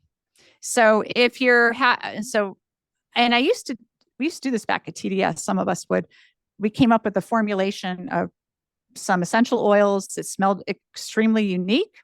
And so when people would get to a point in the session when they had an extraordinarily deep experience, they would smell this stuff. And then that would kind of cement that feeling that they had of being deep into it with that smell. And then that would be, then you could smell it again and it would be great. My question is, provided I get in, I'm not sure if there's a long list behind or in front of me, but are there materials you suggest for preparing for this, like websites, books, that sort of thing? So for to kind of prep work or pre-work, pre-homework sort of thing. Here's my dog. Exercises, maybe stay away from pizza or eat vegan food, or that sort of thing. You can eat whatever you like. One thing is that remote viewing burns a heck of a lot of calories, so you have to eat a lot when you're doing a lot of remote viewing. Because I do so much of it, I've just ended up losing more and more weight over the years, and now I have to fight to keep it on. So eat a lot. And I do eat a very healthy diet. I think exercise is extremely key for being more present and in the moment and just happier and healthier generally in life. So I do recommend exercise. Doesn't have to be anything too strenuous. Even taking walks every day is super healthy. And I think that doing, something like that, walks, or I go running. I like running. And for me, that is a good time to let go of stress and tension. And then I end up remote viewing half the time on a run, which is awesome. But to prepare, just be excited. Read a lot about remote viewing. Watch some of the documentaries out there. Watch on YouTube what all these different groups are doing. There's a really ton of cool stuff out there going on now with a lot of cool projects. You got Daz Smith and his future forecasting group doing super cool work. You've got Farsight doing all kinds of interesting alien things. And, there's a lot of people doing amazing and interesting and funny and cool stuff. So just get excited and imagine the possibilities, all those things that all those people are doing out there, all those amazing things. You will be doing those amazing things. That's great. Any books you recommend or something like that? There are a lot of remote viewing books. I think any of the remote viewing books are pretty good. Anyone is welcome to read my book for free. It's on my website. It's not necessarily a remote viewing book per se, but it is the story of my early life and my adventures as an alien contactee, and about my adventures learning remote viewing at Farsight. So it's called Intentions, the Intergalactic Bathroom Enlightenment Guide, and you can download it for free as a PDF. It's been out of print for a long time. So anyone's welcome to read that, and then at least you'll learn more about me. So, but any of the remote viewing books out there are pretty good. I know John, who's on the Zoom here, he's written a couple of books about remote viewing. There are many others in the community who have written really cool books. So check them all out. Just see something that looks cool and read it. I've read everything. I'm a voracious reader. Great. Okay. Thanks, Birdie. You're welcome. Okay. Next is Nancy and then Andrew. Hi, Birdie. This has been so interesting. I've got a quick question. So I've had a lot of paranormal things happen to me over the years. And something you just said a few minutes ago made me wonder about this. You said you can tell when someone is remote viewing you, right? Yes. Now, is that you think that's the same feeling? Because I can tell when I'm having paranormal things starting to happen around me. Is it the same kind of feeling, do you think? Or how did you know that? What did you feel? It's, I can recognize it now because I think that it's happened a lot, but I get this sense. Okay, so when you're walking down the street and you get the sense that someone is looking at you and you turn around and someone is looking at you. We all know that feeling. It's like that, but in my head. It feels almost identical, but it's in my head. It's like someone's looking in my head. Wow, that's it's just bizarre. a feeling. Yeah, it is. I just say, hey. So I probably am not feeling that. I'm probably definitely still feeling the paranormal things and not somebody remote viewing. Now, and then my last question is, when you remote, because I haven't listened to a lot. Sounds like most of you have already been involved in this, and I have not. So when you are doing that, can you do anything, make anything physical happen, as again in paranormal type situations? You can only view, right? You can't like make something happen to the area you're viewing. Oh, like psychokinesis or whatever? Yeah. It's not like that. It's a knowledge thing and not an action thing. Okay. However, generally speaking, however, I do teach remote diagnosis and healing. That's part of what I teach, and you can assist in healing people. So you can have an effect on other people as long as you have their permission. So yeah, you can do it, but I don't do it unless I have someone's permission. Yeah. Yeah. Okay, cool. Thank you. You're welcome. Okay, we got Andrew and then Dave. Hi, Birdie. Thanks for taking another question from me. I learned from you more about, I was very cerebral when I first started this. And so I learned from you because you focus so much on the body and using your body for it. Is there anything you could say to speak to how to kind of accelerate that? And if there was one thing that you could do to ensure you're using your whole organism for this perception, like to kind of help me maybe get out of my head a little bit more. I've become a lot better at it since you're teaching, but I just, you helped me do that. And I wondered if there's something specific you could say to how do I make sure I'm using the body, the whole organism for the perception. Yeah, that's what we're going to start talking about in the next lecture, is using your entire physicality as a tool in remote viewing, or in mapping, as I call it, using your entire body, because your entire body is going to give you information. You're going to get information from your hands, from your ears, from your gut, from your feet. You'll be amazed at the information that comes through your body that doesn't necessarily come from between your ears. So we'll do that next lecture. Thank you again. Thanks, Andrew. Hey, Dave, you're on. The question about viewing yourself made me think of something. Early on, I was experiencing, when I was starting to remote view, I'd have that feeling and I'd be like, there's somebody behind me. And I remember sitting on my treadmill and I was walking and I got like filled with this sense of being looked at. And later, my mentor and I, we went back and we pulled it up and looked, and I was just reading your book about the gray dude and talking about how everything in time is happening all at once. So we go and we take a look, and then we started laughing because the people that were looking at me were us. So it was me looking at myself at a later point. So then we took it to an extreme and we're like, let's have a thing that we call the Council of Daves, where you basically just pull up which in Rick and Morty, there's a Council of Ricks, where Rick and Morty are all from all time and space and all realities. They go there, and we started trying to see, like, can we visit something like that? Have you ever done that, where you send a message to yourself back in the past? Because sometimes I look for messages from myself in the future. I'm like, please, wiser and older Dave, who's already made all the mistakes, guide me. I have done that so many times.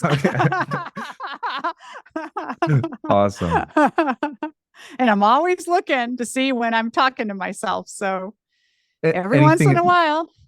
Anything really insightful that's come out of it Yeah, that you could share? You don't have to. Yeah. Okay, so I'm back in the public field, or whatever you want to call it, in a way, right? So about 6 months ago, I swear I heard my own voice say, "You're about to get back into it." And that's true story. And You think that you sent the I was message? talking to my dad about it. Yeah, I do. I think I sent that message. I was talking to my dad about it, and he's just like, "Oh, I hope you don't." Like, I don't know, Dad. So then here I am. Yeah, I think it was myself telling me, get ready. Get ready. It's gonna be crazy. Awesome. Yeah. Thank you. You're welcome.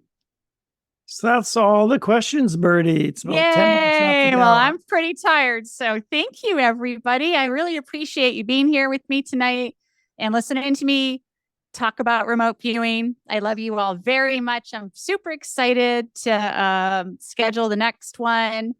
Which will probably be in a few weeks, because I've got stuff going on the next few weeks. But then after that, we'll schedule the next one, and we'll get into what all the mapping actually looks like, how it works, and what do you do beyond that, which is a whole crap ton of stuff.